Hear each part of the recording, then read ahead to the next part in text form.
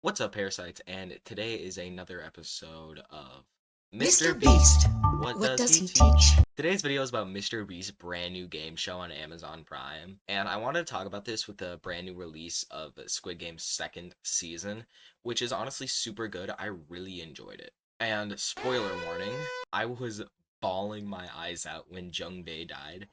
I feel like I'm unlike a lot of other people when a lot of people say they didn't enjoy the cliffhanger ending, and I really enjoyed it in my opinion. I thought it was good. It made me want more.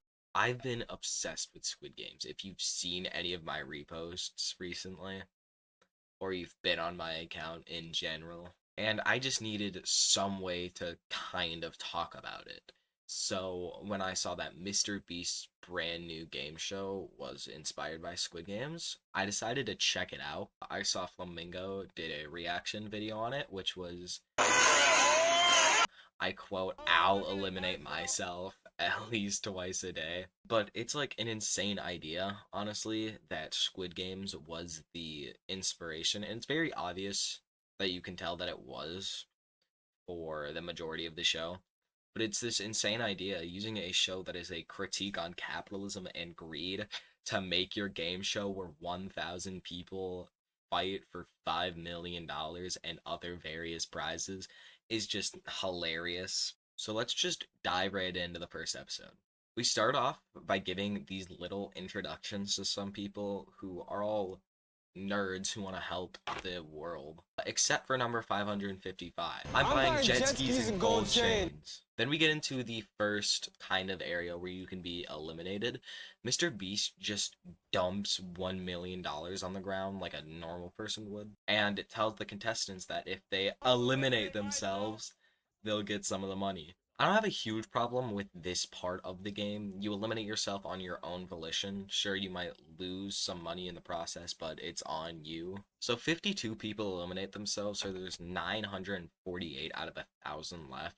And this is where the real first challenge begins. So Mr. Beast splits them into rows, and there are about 80 players on each team. And someone must sacrifice themselves, or their entire team is eliminated. 3 rows will be automatically, instantly eliminated, no matter what. And I kind of have a problem with this because I'm kind of stuck on saying if it's unfair or fair, because you don't have a lot of control on if you're eliminated, because if you sacrifice yourself, you're eliminated, but if you don't sacrifice yourself, you still have a chance of just being eliminated because no one else sacrificed themselves, which feels unfair. Also, during this game, it gets super dramatic for like maybe no reason. I feel there's no reason it gets this dramatic.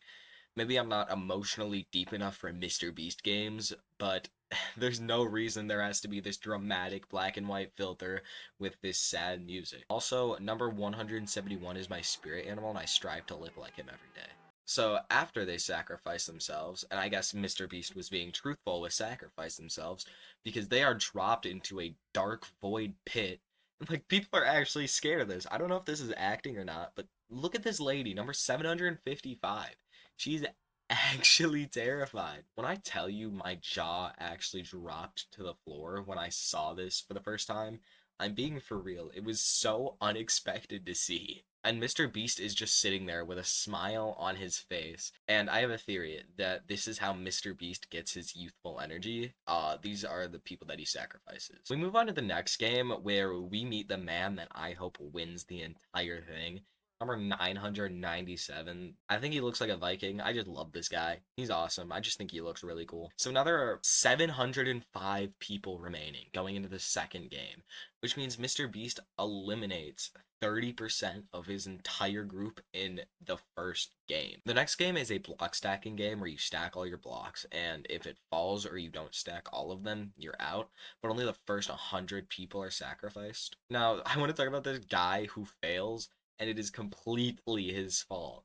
Number 714, he finishes, and he just starts jumping on his platform, and his blocks fall over. And he almost falls into the great unknown beast void. We also see one of the biggest betrayals in television history between 857 and 856. I find it so funny how serious this is. I can't. Sorry. I can't. Sorry. And when it's over, MrBeast is standing above them on the $5 million as the room is dark red, like he is their overlord. And then we see the control room, a record of 1,107 cameras. This is so weird, dude. And he calls them guards, just like Squid Games. I mean, it feels truly dystopian. Like, it just feels wrong. So as that finishes and more people are sacrificed to the gods, 605 out of 1,000 people remain. Now, they're going to Beast City, but the mega twist is that the city only has 500 beds, which means at least 105 people have to be eliminated, which feels incredibly stupid because you're eliminating half of your contestant group in the first episode. But I get it, 1,000 people is a lot of people, but I don't know, it just feels weird to have these people eliminated like this, especially in the way that they did it, because a lot of people don't have a decision on whether they leave or not. This next game is a bribe. If you or one of your teammates in your new row take the bribe, your entire row is gone, you included, which is totally ridiculous and unfair. You have zero control over your elimination or not. It's all luck of the draw, and that's something that makes me very upset, honestly. So, like, 100 people are eliminated without any control. He brings out the first bribe, and we get to see the guard standing up, just holding $10,000. And they're wearing masks and being, like, really intimidating. I find it weird. The first bribe is taken at $20,000. So 8 people are eliminated, which I can't explain how unfair it is for 7 people not to have a choice in their elimination. The next bribes are a couple 50Ks, a couple 80Ks, and then finally I think it was a couple of $100,000 bribes. And now there are 493 people left, which includes the Viking. Oh my god. 112 new souls are sacrificed to the underworld. Now, before the episode ends, we see Beast City, which for the most part irks me really badly. He built an entire city from scratch. It feels so wrong and it feels empty.